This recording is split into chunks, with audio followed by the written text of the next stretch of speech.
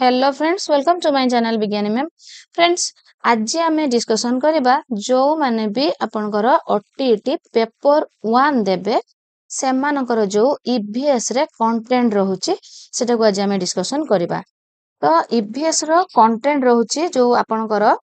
विभिन्न पार्ट हे की रहिची। तो आज आम फर्स्ट पार्ट टे डिस्कसन करबा। तो मु जो भी कंटेंट ईवीएस रो अपलोड करिबी आपन को पार्ट 1 पार्ट 2 पार्ट 3 एमती करिकी सब अपलोड करिबी जहा पर कि आपन मान को देखिबा को इजी हबो। तो आज जो आमे पार्ट 1 टी एमसीक्यू देखिबा सेतरा हमरा 100 एमसीक्यू रहइबो। 100 एमसीक्यू सब गुडी को सिलेक्टिव अछि। तो फ्रेंड्स, जदि आपन मान को मोरे वीडियो भलो लागुथाय लाइक शेयर कमेंट करबा को आदु भी भूलिबे नै। चैनल ए नुआ थले जदि सब्सक्राइब करूचंती मोर प्रत्येक वीडियो गुडी को आपन पाखरे प्रथमे पहुंचबो। तो फ्रेंड्स, स्टार्ट कर देबा। माछ, मांस, अंडा, डाली और सोयाबीन इत्यादि केउ श्रेणी रो खाद्य अटंती। श्रेणी विभाग अछि।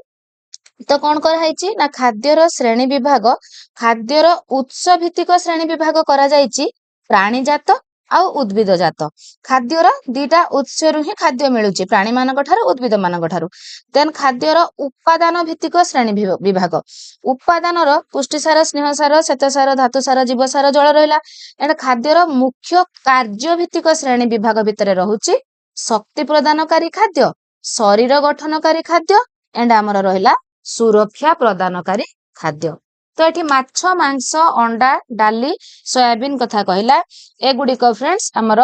कोन करथांती एगुडी को आमर शरीर गठनकारी खाद्य, शरीर गठनकारी खाद्य।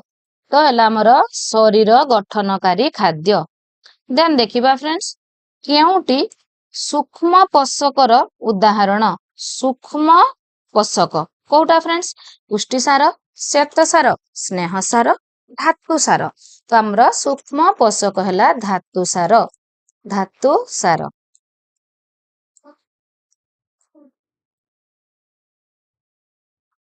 पनीपरिबा, फल और क्षीर इत्यादि केउ श्रेणी रो खाद्य अटंती कोनकर सुरक्षा प्रदानकारी खाद्य। सुरक्षा प्रदानकारी खाद्य। सारू, अलुओ, खंबाळु, तेल, लहुणी, घिओ इत्यादि केउ श्रेणी रो खाद्य अटंती शक्ति प्रदानकारी, सुरक्षा प्रदानकारी, शरीर गठनकारी कौन सिटी नुहे। तो हमर आंसर हला शक्ति प्रदानकारी खाद्य। देन फ्रेंड देखिबा भारतीय माने दैनिक जेते परिमाणर शक्ति दरकार करंती ताहार केते प्रतिशत पुष्टि सार रु मिली थाए। पुष्टि सार रु मिली थाए हमर 7 रु 15%। देन फ्रेंड देखिबा भारतीय माने दैनिक जेते परिमाणर शक्ति दरकार करंती ताहार केते प्रतिशत स्नेह सार रु मिली थाए 10 रु 30%। भारतीय माने दैनिक जेते परिमाणर शक्ति दरकार करंती ताहार केते प्रतिशत श्वेत सार रु मिली थाए। श्वेत सार रु 65 रु 80। 2 ग्राम श्वेत सार रु केते किलो कैलोरी शक्ति मिली थाए। 2 ग्राम श्वेत सार कथा कहला 2 ग्राम आपणकर 8%। आपणकर 2 ग्राम श्वेत सार जो कहला 1 ग्राम रु मिले 4 किलो कैलोरी। तो 2 ग्राम रु हला आपणकर 8 किलो कैलोरी मन रखिबे। 1 ग्राम ता मन रखिले आपण एग्जाम रे जत्ते पढले भी आपण कर देबे। 2 ग्राम पुष्टि सार रु केते किलो कैलोरी शक्ति मिले आपण। तो आपणकर 1 ग्राम पुष्टि सार रु मिले आपणकर 4 किलो कैलोरी। सेति पई 2 ग्राम पुष्टि सार रु 8 किलो कैलोरी मिले। तापर फ्रेंड देखिबा केउ प्राणीजात पदार्थ गुडी को पुष्टि सार रो प्रधान उत्स अटंती आपणकर क्षीर, छेना, माछ, मांस। तापर देखिबा केउ उद्भिदजात पदार्थ गुडी को पुष्टि सार रो उदाहरण अटे। पुष्टि सार डाली, गहम, सिंब। देन फ्रेंड देखिबा केते प्रकार रो अमीनो अम्ल को अत्यावश्यक अमीनो अम्ल कहा जाय। अति आवश्यक अमीनो अम्ल। तो एटा होची आपणकर आंसर हे जिवो 8। देन फ्रेंड देखिबा केते प्रकार रो अमीनो अम्ल आम शरीर रे तयारी होई पारे। आम शरीर रे तयारी होई पारुची केते प्रकार 12 ପ୍ରକାର 12 ପ୍ରକାର। ତାପରେ फ्रेंड ଦେଖିବା तापरे एटी गोटे कथा मु आपण मानकु कहि रखे एटा टिके बुझिले आपनको इजी हबो 23 टी मौलिक अमीनो अम्लरु विभिन्न पुष्टिसार गठित होइथाय 20 प्रकारर अमीनो अम्ल पुष्टिसार तयारी रे अंश ग्रहण करंती एथिरु 12 टी आम शरीरर तयारी हेइ पारे 8 टी शरीर कोषरे तयारी होई पारे नाही एही 8 टी अमीनो अम्ल को अत्यावश्यक अमीनो अम्ल बोली कुहा जाय अत्यावश्यक अमीनो अम्ल बोली कुहा जाय तो केते प्रकारर अमीनो अम्ल पुष्टिसार तयारी रे अंश ग्रहण करंती 20 प्रकारर 20 प्रकारर केउटी प्रोटियस शब्दर अर्थ तो आपणकर ख्रीष्टाब्द 1838 रे आपणकर मोल्दर नामक जने डच वैज्ञानिक प्रथमे एहार नामकरण कहार नामकरण पुष्टिसारर नामकरण प्रोटीन बोली करथिले जहार अर्थ प्रथम स्थान अधिकारी प्रोटीन शब्दटी प्रोटियस नामक ग्रीक शब्द आसीची तो प्रोटियस शब्दर अर्थ ताले कोन हला फ्रेंड्स प्रथम स्थान अधिकारी वयस्क व्यक्तिଙ୍କ शरीर रे रहितिबा लौहर परिमाण केते ग्राम 3 रु 5 ग्राम वयस्क व्यक्तिଙ୍କର तापरे फ्रेंड देखिबा वयस्क व्यक्तिଙ୍କ शरीर रे रहितिबा लौह परिमाणर केते प्रतिशत आरबीसी रे रहिथाय आरबीसी रे 70% वयस्क व्यक्तिଙ୍କ शरीर रे लौहर दैनिक आवश्यकता केते मिलीग्राम 25 रु 30 मिलीग्राम जारण प्रक्रिया रे अंश ग्रहण करुथबा साइटोक्रोम्स रो केउ धातुर एक मुख्य उपादान अटे मुख्य उपादान Fe देन फ्रेंड्स गळ ग्रंथि रे संश्लेषित हेउथिबा थायरोक्सिन हार्मोन रो संश्लेषण पई केउ धातुर आवश्यक आई केउ प्रकार खाद्य रे अत्यधिक शक्ति थाए जोटा 2014 रे आपनकर ऑलरेडी आसीची आपण माने मध्य समस्त जानिचंती श्वेत सार रे अत्यधिक शक्ति थाए केउ जोडाटी असंबंधित अटीटी 2015 रे आसीथिला घियो स्नेह सार डाली धातु सार सोयाबीन पुष्टि सार आपनकर एगुडिक घियो स्नेह सार ठीक सोयाबीन पुष्टि सार ठीक आलू श्वेत सार ठीक डाली धातु सार एटा असंबंधित ए टाइप रे मध्य अटीटी रे आसुची 2 ग्राम स्नेह सार रु केते किलो कैलोरी शक्ति मिली थाए आपणकर 1 ग्राम स्नेह सार रु आपणकर मिली थाए 9 किलो कैलोरी शक्ति 1 ग्राम ता आपण सब बेले मन रखिबे देले बाहर करि परिबे केते ग्राम पडिले तो 2 ग्राम रु केते मिलिबो 18 किलो कैलोरी देहरे थिबा चर्बी रे ट्राइग्लिसराइड रो परिमाण केते परसेंटेज 99 देहरे थिबा एटा तो कले आमे केउ तेल व्यतीत अन्य प्रकार रसेई तेल रे असंपृक्त स्नेह सारर परिमाण अपेक्षाकृत बेसी नोडिया तेल तापरे देखिबा केउ गुडिक मोनोसाकाराइड रो उदाहरण अटंती ग्लूकोज आउ गालाक्टोज केउ गुडिक डाइसाकाराइड रो उदाहरण अटंती आपनकर माल्टोज एंड सुक्रोज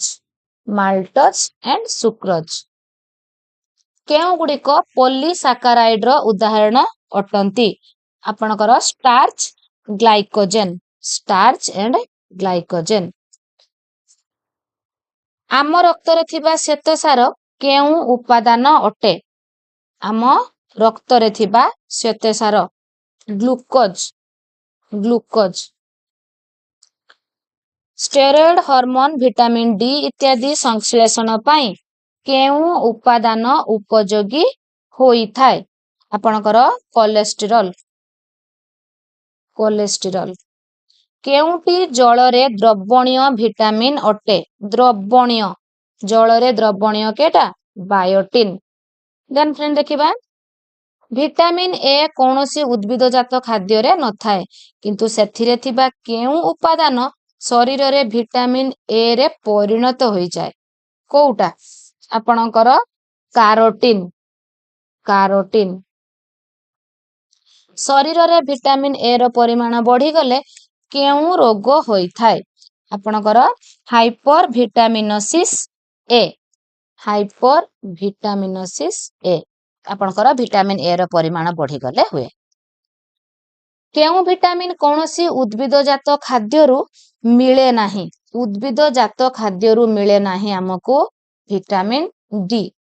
जीवकोशर गठन को अक्षत रखिबारे केउ विटामिन सहायक हुए जीवकोशर गठन को अक्षत रखिबारे आपणकर हला विटामिन ई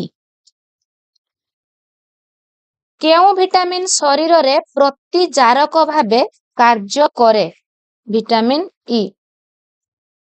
देन फ्रेंड्स देखिबा अंत नळीरु कैल्शियम शोषण करिबा केउ विटामिन रो प्रधान कार्य विटामिन डी देन फ्रेंड्स देखिबा शरीर रे विटामिन डी रो परिमाण अत्यधिक बढ़ी गले केउ रोग सृष्टि हुए विटामिन डी रो परिमाण यदि बढ़ी जिवो ताले आपणकर हाइपर विटामिनोसिस डी साधारणतः श्वेतसार जातीय उपादानरु शक्ति जात कराइबा केउ विटामिन रो प्रधान कार्य B1 पुष्टिसाररु बाहरुथिबा विभिन्न अमीनो अम्ल को नाना प्रकार रे विनियोग करिबा केउ विटामिन रो प्रधान कार्य अटे B6 रक्त रे थिबा आरबीसी तयारी रे केउ विटामिन रो भूमिका गुरुत्वपूर्ण विटामिन B12 रक्त रे थिबा आरबीसी तयारी रे एटा तो एबे हमें पढिले डीएनए और आरएनए रे थिबा फ्यूरिन और पिरिमिडिन नामक उपादान गुड़िकर संश्लेषण पाई केउ विटामिन आवश्यक बायोटिन कौन आवश्यक बायोटिन कोलाजेन नामक पुष्टिसार संश्लेषण पाई केउ विटामिन दरकारी विटामिन सी शरीर रे जेते कैल्शियम अछि यार शतकड़ा केते भाग केवल हाड़ और दांत रे अछि 99%। देन फ्रेंड देखिबा स्नायु आवेगर संचारण केउ धातुसार उपरे निर्भर करे केउ धातुसार सीए देन फ्रेंड देखिबा शरीर रे विटामिन ए अभाव रे केउ रोग होई थाए विटामिन ए अभाव रे आपणकर को रोग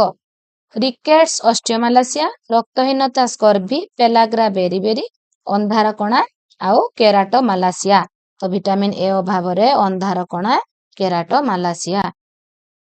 शरीर रे विटामिन डी अभाव रे आपणकर केउ रोग हुए आपण माने समस्त जानि चंती रिकेट्स एंड ऑस्टियोमालासिया शरीर रे विटामिन ई अभाव रे केउ रोग होई थाए रक्तहीनता स्नायु संपर्कित लक्षण देन फ्रेंड देखिबा शरीर रे विटामिन के अभाव रे शरीर रो विभिन्न स्थान रु रक्तस्राव होई थाए शरीर रे विटामिन B1 अभाव रे केउ रोग होई थाए B1 अभाव रे बेरी देन फ्रेंड देखिबा शरीर रे विटामिन B2 अभाव रे B2 अभाव रे पाटी कणघा तुंडघा देन फ्रेंड्स शरीर रे नियासिन अभाव रे केउ रोग होई थाए नियासिन अभाव रे पेलाग्रा शरीर रे बायोटिन अभाव रे केउ रोग होई थाए आपणकर पेलाग्रा पाटी कणघा तुंडघा गड़र तलिपा जला पड़ा अभाव प्रायतः परिलक्षित हुए नाही तो आपणकर ए जो तीनोटी रोग देछि कोउटी भी नुहे तेणु आंसर हबो आपणकर अभाव प्रायतः परिलक्षित हुए नाही किंतु प्रकृत रे शरीर रो बायोटिन अभाव रे आपणकर चर्म रोग होई थाए एग्जाम रे आसिले आपण रोगर नांटी मने रखंतु शरीर रे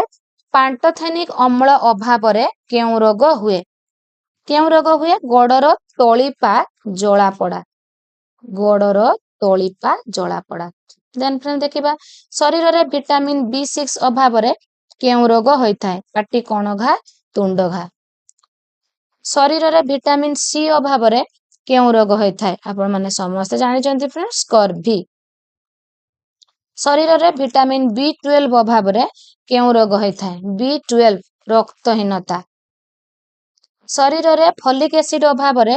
केउ रोग होता है फॉलिक एसिड अभाव रे मध्य आपनकर रक्तहीनता होता है मानव शरीर पई विटामिन सी रो दैनिक आवश्यकता केते दैनिक डेली 40 मिलीग्राम केते 40 मिलीग्राम मानव शरीर पई विटामिन ए रो दैनिक आवश्यकता केते साइक्रोग्राम 600 मानव शरीर पई फॉलिक एसिड रो दैनिक आवश्यकता केते माइक्रोग्राम 100 माइक्रोग्राम जल शरीर रो मुख्य उपादान अटे शरीर ओजन रो केते प्रतिशत केवल जल अटे केवल जल 60 रु 75 केउ उपादान शरीर रो तापमात्रा टिकु नियंत्रण करे जल जन्म परठारु केते दिन पर्यंत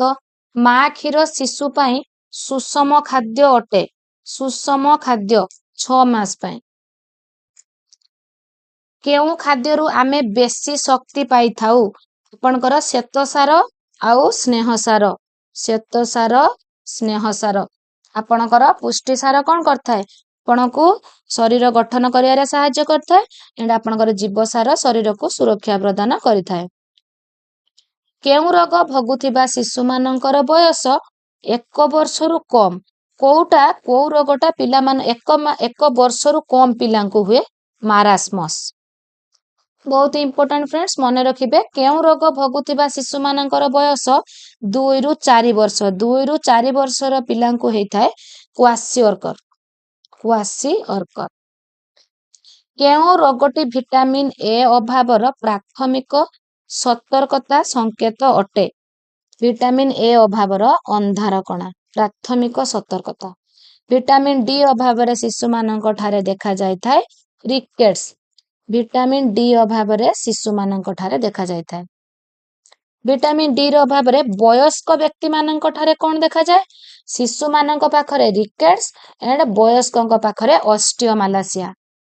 केउ विटामिन अभाव रे अंतनळी रु खाद्य उपादान विशेष करी स्नेह सार रो शोषण बाधा प्राप्त होय थाय विटामिन ई